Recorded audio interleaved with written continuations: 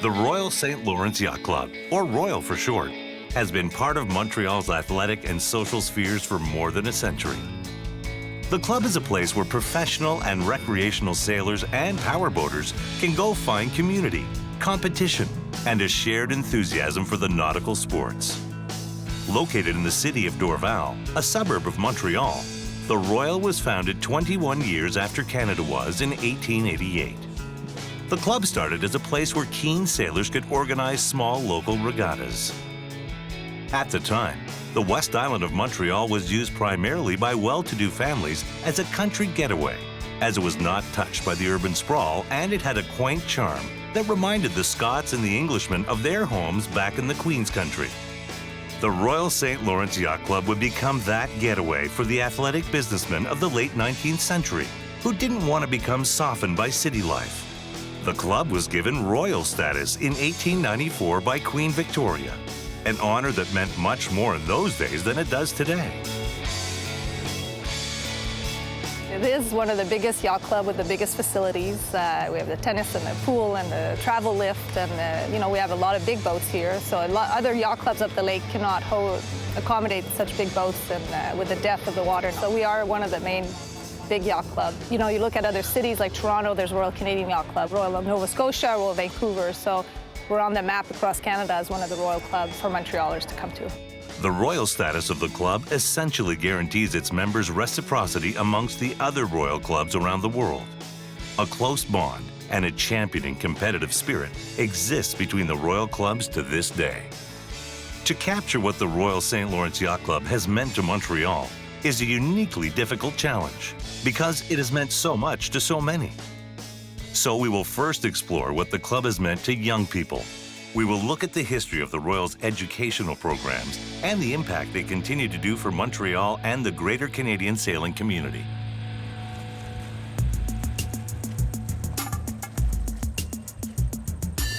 Before the junior squadron you see bustling before you, there were the Sea Scouts.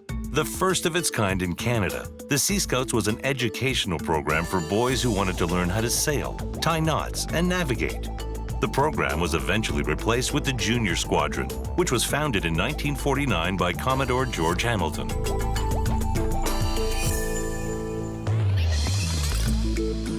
I really liked the counselors and being out on the water all day and just sailing itself. I just love it. The feel of the water is amazing. I like sailing because I can relax. Some sports are just physical. This is also a mental sport. In an Opti, it's only one person, and I like that because it's you can do what you want. Okay, we got it. Okay, Will, you turn.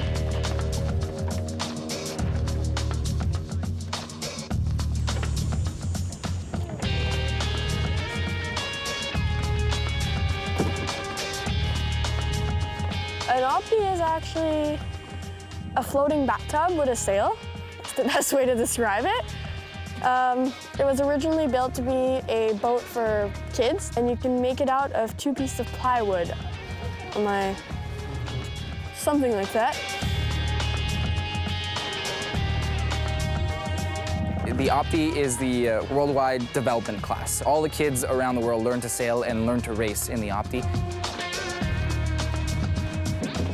The idea is that they start very young, and until 15 years old, they'll be in the same boat. And what's very good about the Opti, the design of the boat itself hasn't changed a lot because it's a very good boat to learn to sail in, and they can take it out in very strong winds, and they can still handle the boat. They can still be comfortable sailing it.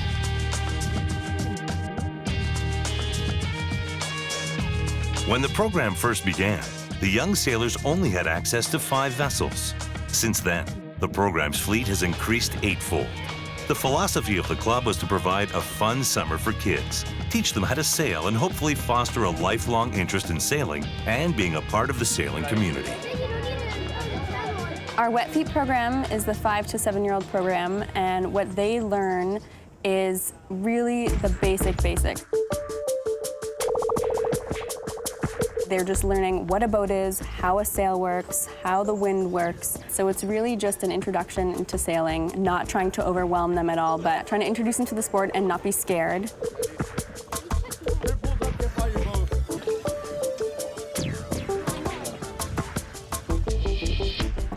first time I do it, it was hard, but after like I can practice, so it's like less hard. The first year, I hated it completely. I was scared to death. Like, I did not want to go out at all. Yeah, my parents forced me. Well, I didn't like it. I was just this other guy because on the first day when we went out, someone hit me in the back of the boat. So it kind of scared me, and I didn't want to go. I was really scared, yeah. It's pretty overwhelming the first time because you have so many things to think about.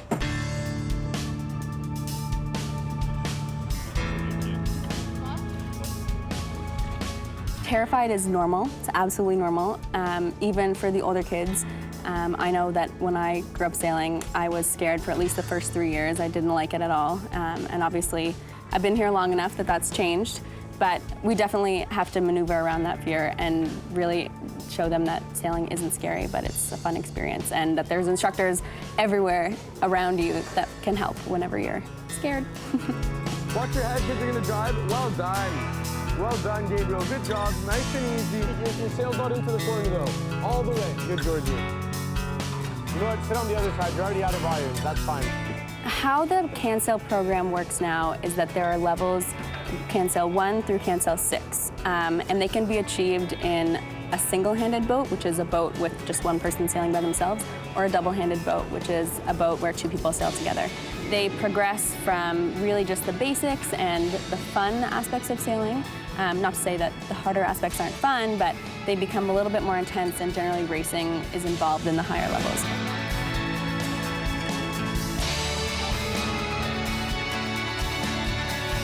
So after Wet Feet, they move on to our Learn to Sail program. It's basically from 8 to 12 years old, and they also sail in an Optimist, which is the same small boat, but they're by themselves. We mostly teach them CanSail 1, which includes tacking and jibing. They learn how to right a boat that has been dumped, and they learn how to sail around a course. So we place buoys in the water, and they learn how to do a figure 8 initially.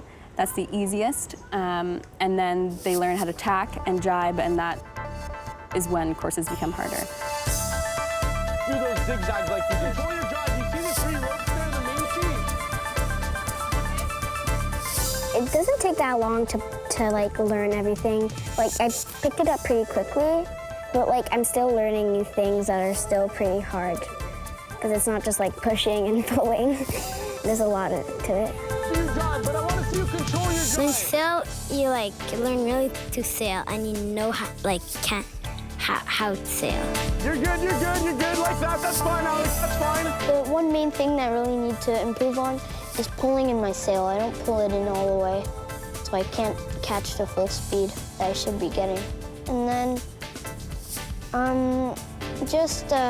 when tacking, I usually sometimes forget, and I face the back of the boat when I'm supposed to face the front.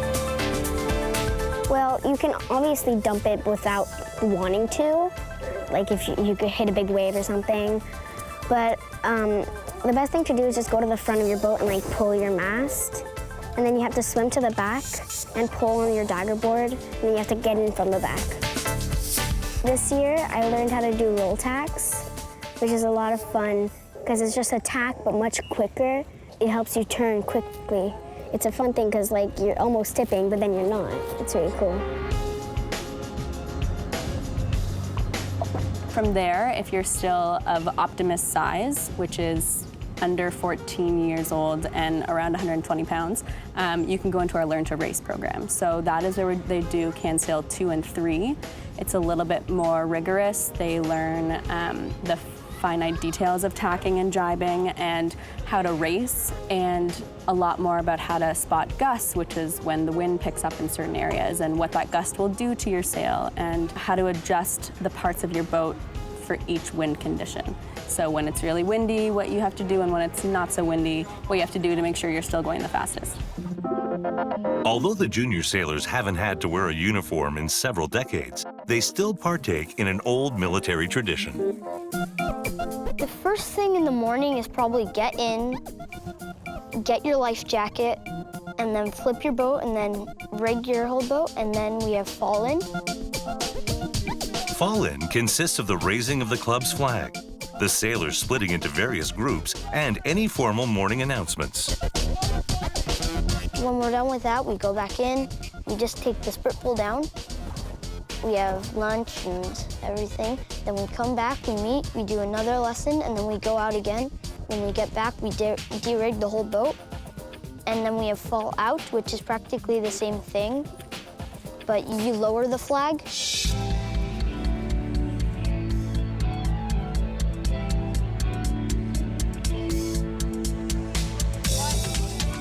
And now for a quick sailing lesson. One of the first things all new sailors learn are the points of sail. A sailboat can sail in any direction except for directly up into the wind. If it were to directly face the wind, the sail would fail to catch any of the wind and it would simply flap like a flag. To avoid this, sailors angle their boat's direction in relation to the wind so that they can fill their sails with good, clean air. This allows them to move forward even if the wind is almost coming straight towards them.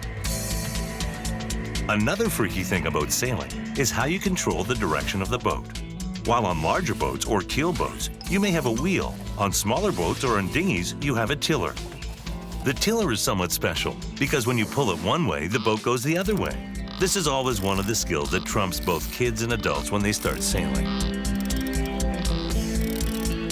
Finally, sailors like to rename things. Perhaps it was all those boring nights at sea back in the 16th century, but for some reason, sailors have a different name for just about everything you may find on a boat. Right and left is starboard and port. Pulleys are called blocks, rope is called line, and for most sailors, rum and cokes are called mandatory.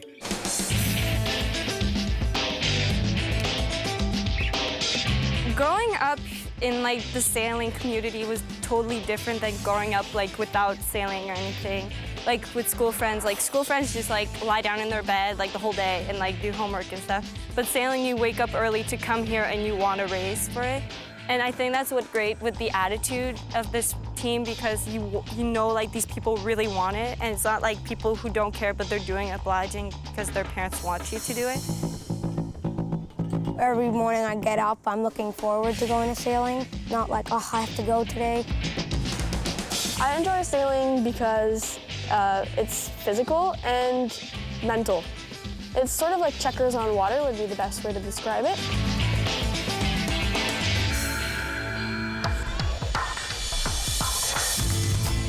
After that, if they are still interested in racing in an Opti size, our program then goes on to the Opti race team. They race and they achieve standings on the regional, like so Quebec level, and also national and international level.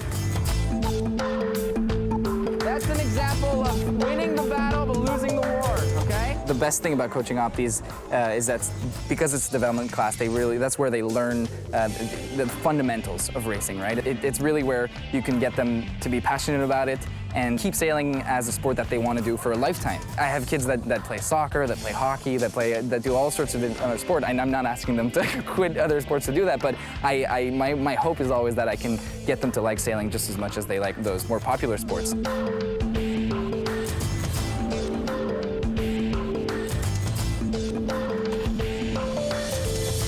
We have a really nice venue here because it can be very, very not windy, but it can be very windy.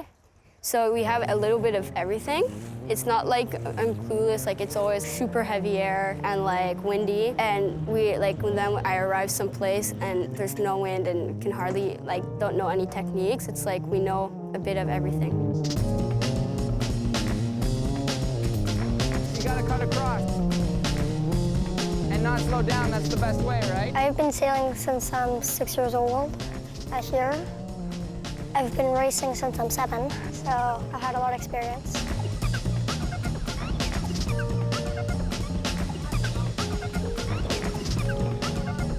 I love being around my friends and everything and having coaches to tip me and you're not alone in a bubble a bit, you're on a team and they help you a lot. That's what I really love about it. The Opti class is definitely where you have the most team spirit. To coach a group that's really cohesive and that works together and that really tries to learn from each other, that's really a great thing. Being part of the Royal is sort of like a little family, especially when you're in a team. You're always with your team because I think we already had, 2 weekends where we were not racing at an event or something. So we're almost always together, so it's like a little family. During the summer, the racing teams travel to various sailing cities across North America, competing in prestigious regattas and making their home club very, very proud. We get the sequence going in 30 seconds. The sailing can be confusing to look at from a spectator point of view, especially if you're a non-sailor, say, looking at a course and seeing boats just going around. Can be wondering what's going on. So a typical practice race, one of the course configurations that we could use is what I like to call a mid-course start race. 3, 2, 1. So basically what they do is they line up over here and they sit just below the line, and at go, they cross the line. Generally, again, as I was saying with the points of sail on starboard tack, and they head upwind. And depending on where they are, they tack upwind up until they reach that mark, the windward mark.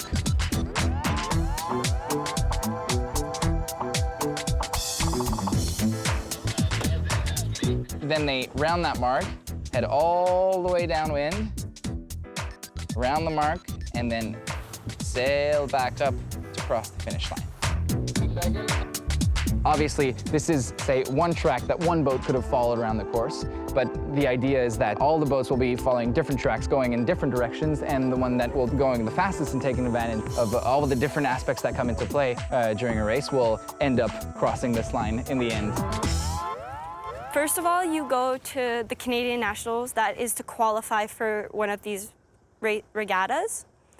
And it's like you want to qualify because you want to see like different countries and like how they perform, and you want to go see like these crazy places like Antigua because you want to know how it feels to race not against like the fleet that you know, but a fleet that you do not know and you want to try.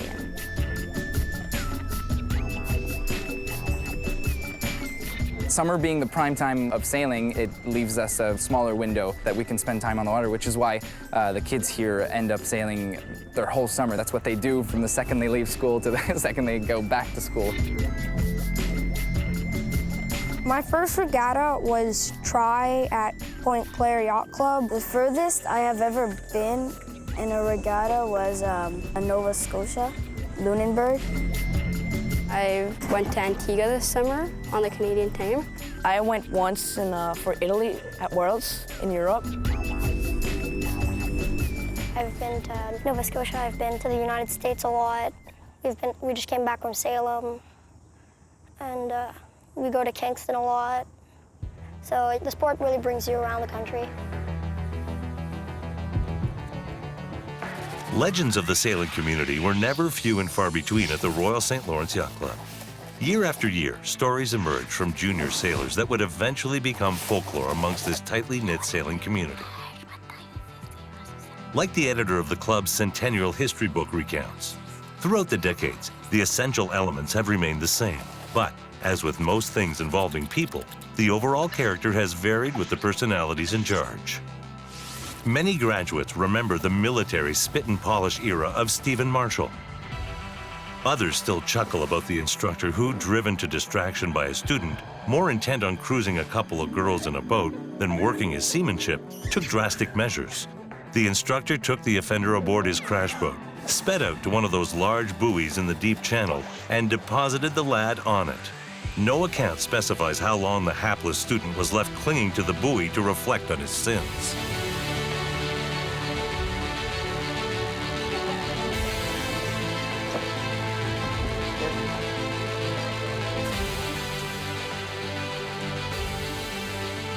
If you're kind of too old or too big and you start learning to sail at an older age, you go into our beginner double-handed program. So 2 people per boat, and you learn beginner stuff there. But it is also, if you've gone through the Learn to Sail program and you don't want to race, you also go into that. So it's a little bit of a mix of newcomers and people that are just starting in the 420s, which is our bigger boat, which is just a bigger bathtub with 2 people on it. But it features the trapeze, which is where you wear a harness and kind of hang off the side of the boat to make sure that your weight is out to keep the boat flat.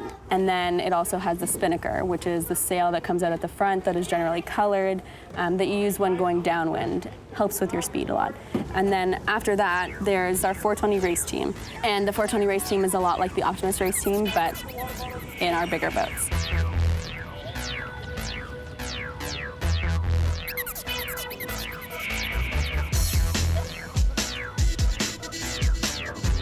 420 is the youth double-handed class, so it's the first boat most people race when they're learning to sail with another individual in the boat. So different from an Opti or a laser, which is single-handed, so just one sailor in the boat. Because it's a double-handed boat, the kids really develop kind of a great relationship with each other. I really like to focus on the double-handed aspect, so learning to rely on your teammate and really being able to trust them. Certain things you have to kind of speak constantly about to make sure you're on the same page, but also developing that ability to not speak and still understand what your buddy's doing and why he's doing it, and having faith that he's always going to be doing it. So I think that's one of the best things about double-handed sailing. As far as transferring those to life skills, it's all about teamwork. Everything in that boat is about teamwork.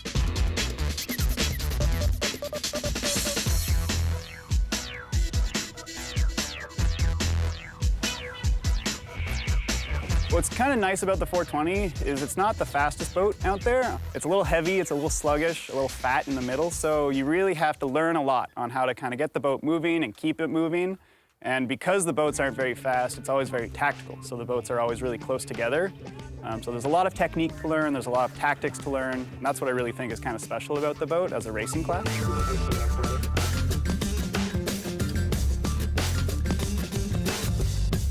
We got to travel a lot this year.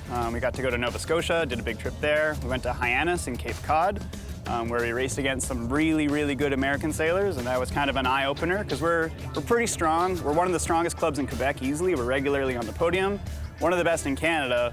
But when we travel to Europe or we travel to America, where they have these huge programs that train year-round, that's sort of where we kind of get put in our place a little bit. So it's always really interesting. It's good for the kids, brings them down a little bit.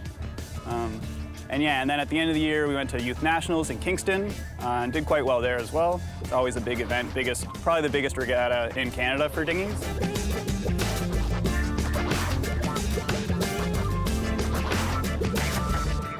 Another big exciting thing that sort of started in the past few years is college sailing in Canada, which is a huge, huge deal in America. And McGill and Queens have been racing in the American League for a long time. But now we're developing this Canadian League, which is opening up a lot more opportunity for people to keep racing after they kind of class out of high school. It gives them just a team to train with, which is the biggest thing, because it's hard to just keep training on your own all the time without a coach and without teammates. Parents coming in for the first time who maybe haven't sailed before think this looks like such a difficult sport, and it is, but once you master like these 1-2 things that take a few days for kids, you can really go far with it.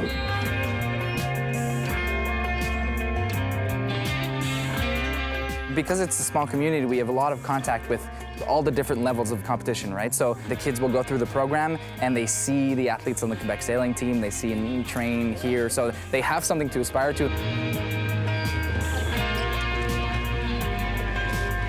The kids I now coach, one of their old coaches is now competing and doing an Olympic campaign. So they really can have that hope that one day they will actually get there too, and that really creates a dream and learn to aspire to higher levels of competition.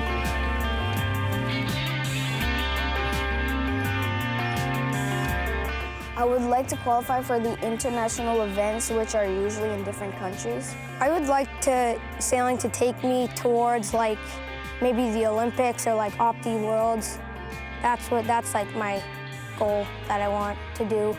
I hope that I will become an advanced sailor. It's sort of like my goal. I'd like to continue doing this for a long time. Because if you qualify, you could be on the Canadian team. and you get some cool stuff like a life jacket and a hat and clothes, and also to like see lots of people from different countries. I would like to compete and go to Olympics maybe. You never know. My goal is eventually to make Team Canada.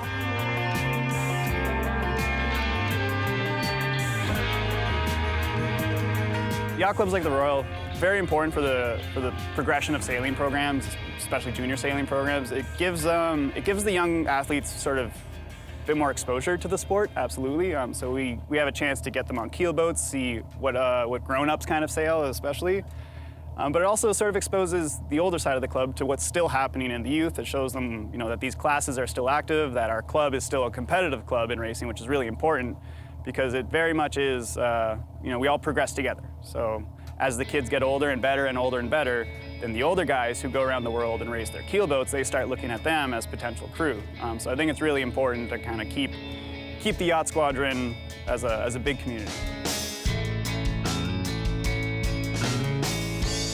When Canadians think about their community, most don't immediately think of their local yacht clubs and marinas. However, sailing communities have been around for over a century. Most of Canada's population once came here on boats. Sailing is in our blood, as much as maple syrup is, although we may not realize it. The world of sailing is thousands of years old, and right now, during our short time in history, it's clubs like the Royal St. Lawrence that are keeping the community alive.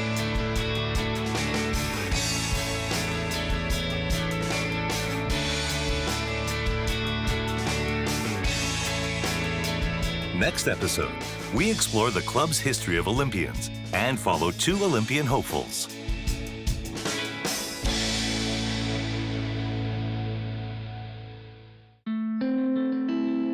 This program is dedicated to the memory of Ian Bruce, honorary life member of the Royal St. Lawrence Yacht Club. An officer of the Order of Canada and 2-time sailing Olympian, Ian was best known at home and abroad as the father of the Laser, the most popular sailboat the world has ever known. Ian Bruce was more than a remarkable sailor. He was a remarkable human being and a noteworthy contributor to the sport of sailing for more than 60 years in Montreal, throughout Quebec, across Canada, and around the world.